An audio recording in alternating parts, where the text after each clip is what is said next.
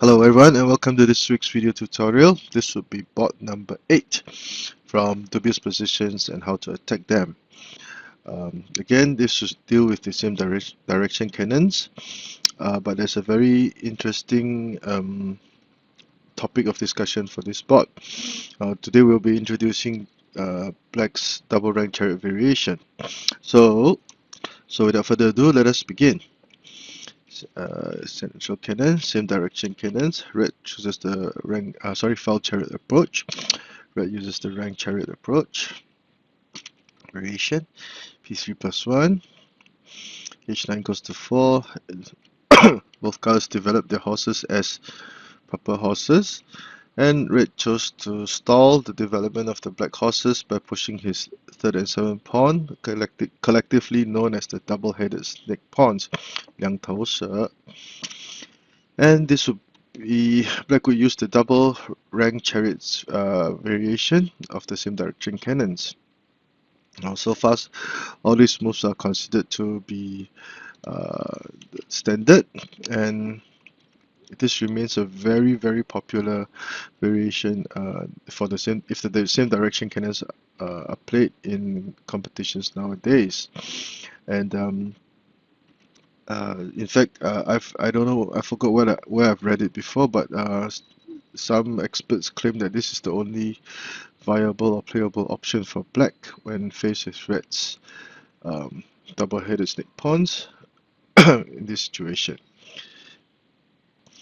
Now, in this board, this would be the dubious move that we were talking about, c8 plus 2.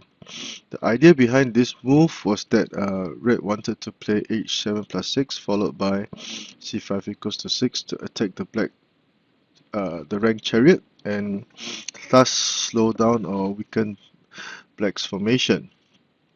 Unfortunately, this move also demonstrated that red had insufficient understanding of the might or the potential for counter attack of the double rank chariots variation.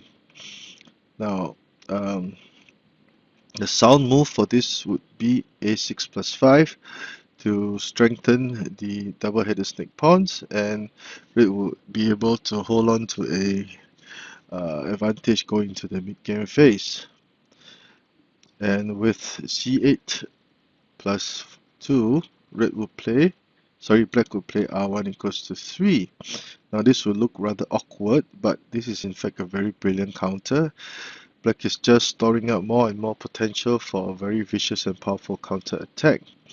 And this is also a very targeted approach because, as can be seen, this cannon was protected by this horse. With the chariot over here, black is going to prepare to launch discovered attacks to target the horse and eventually the red cannon, and thus weaken red's potential.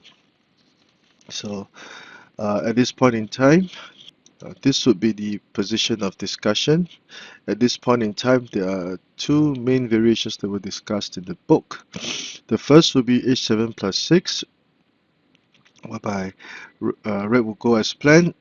The second would be to play r9 plus 2 in preparation for black's powerful counter attack.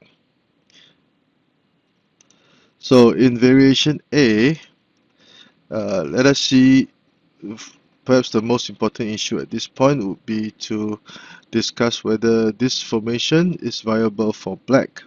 So in variation A, h7 plus 6 is played.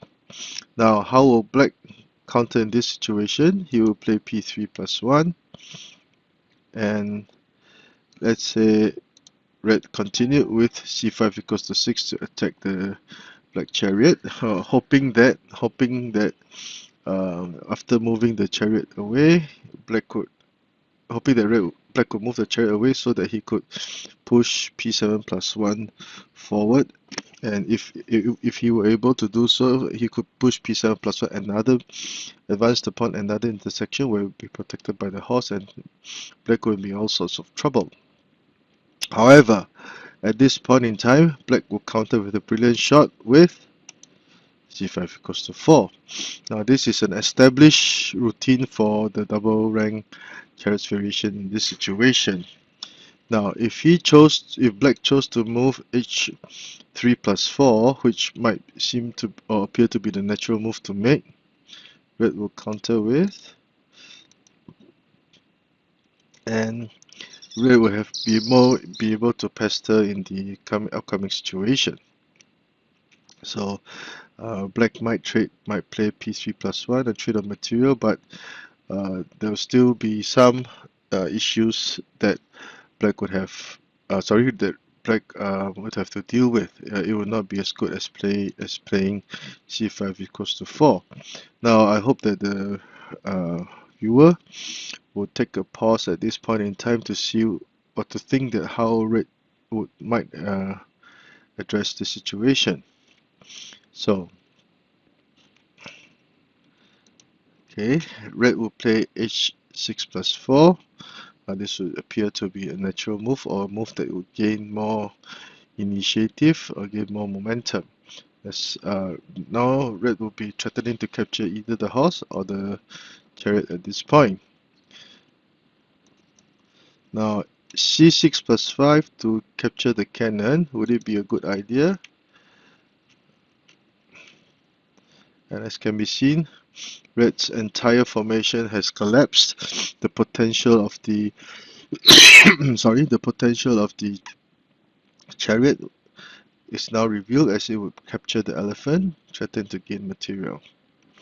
And black would still have a rather sturdy formation at this point in time, whereas red's defenses would have completely been shattered. So that is why c6 plus 5 is not a viable approach. So h6 plus 4. Now how would black deal with this situation? Now this would be the shot out of the blue, whereby black could play c4 plus 7. With c4 plus 7, black could force a trade of material, because now the chariot had not only captured the advisor, it was targeting the chariot, and if it captured the chariot, it would be delivering a check. And at the same time, the chariot will now be threatening to capture the cannon. So this is a very, very powerful shot that if you did not know about this, if you did not know about this move, it will be common to it's easy to fall into the trap. So red would have to play r9 plus 2 to resolve these two issues at this point. Black plays p7 plus 1, countering a double-headed snake pawns of his own. After trading material, the pawns would now come into full play, and although black had sacrificed a cannon, it is quite obvious to see that it is black who has the superior position at this point in time. Red's initial attack on the central file have been completely destroyed, and now the black pawns and the linked rank chariots are going to start doing mischief. So black would have a significant advantage at this point in time. Now this is variation A, whereby red played h7 plus 6, and this would prove that red's initial idea of an attack cannot be established. Now if in variation B, red will play r9 plus 2. Now r9 plus 2 would be played in preparation for black attacking this file with discovered attacks, etc. It can delay and slow down black's attack, and it's an expedient approach. It would be the better counter for red in this situation. However, black would still have the upper hand. So black could start his attack from the central file. Okay, red chooses to move the horse to riverbank again, and showing that he was still intent on carrying out his initial plans. Unfortunately, this will still be a mistake. Instead, For this move, it would have been better for red to play h3 plus 4 because he needed to keep this file as thick as possible. So h7 plus 6. Now again, black could play p3 plus 1 to unleash the potential of his discovered attack. Capturing p5 plus 1. Black boldly sacrificed the chariot for attack. This move must be made as other less proactive moves would result in a very unfavorable situation for black. This would be a do or die situation. So after trading, delivering a check. Moving p3 plus 1 is also viable. If p3 plus 1 after trading material, check, black will still have the initiative because of the better development of his pieces, and it is quite obvious that black would be prepared to stop this flank. There are many tactical combinations available. So p3 plus 1 is also available as possible.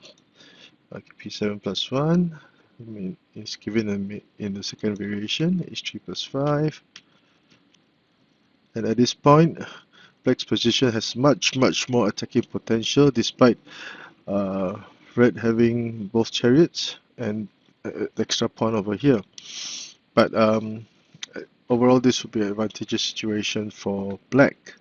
Now, the reason for red being placed in such a dilemma would be because of c8 plus 2 over here.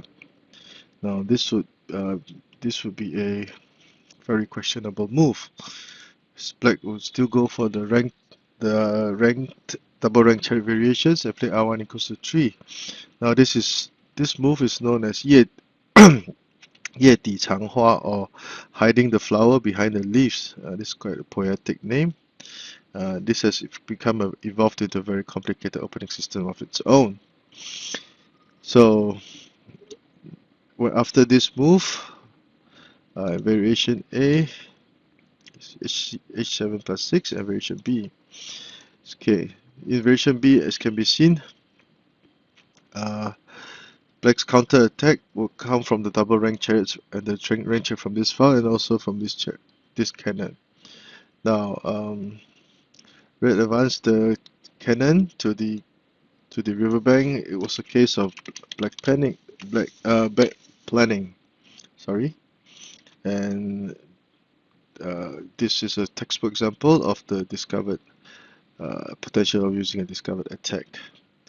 So let us get a quick review of this variation as black. Okay, in the eyes of black, sorry.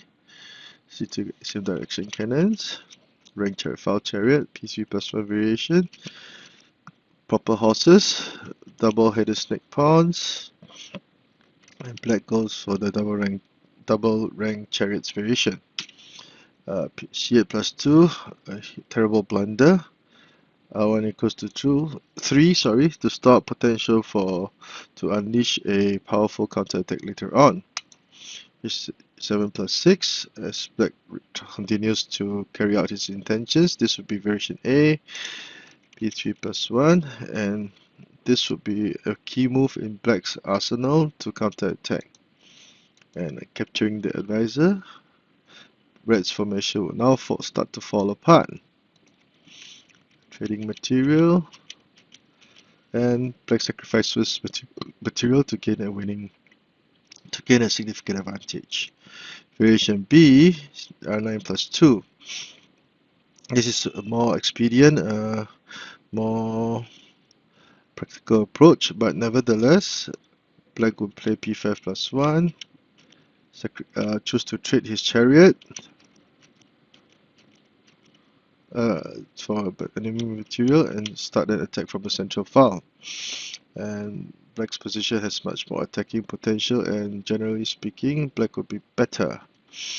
So I hope you've enjoyed this video, and the videos on the thus far on the same direction cannons from dubious positions and how to attack them. I like, among the 3 books in the opening series, I personally like this book the most. So again, a million thanks to Grandmaster Xiangqi and Master Xiangqi for allowing me to use their work to produce this video. And if you do like the work that I've been doing, please do subscribe to my channel and give me a thumbs up. Thank you.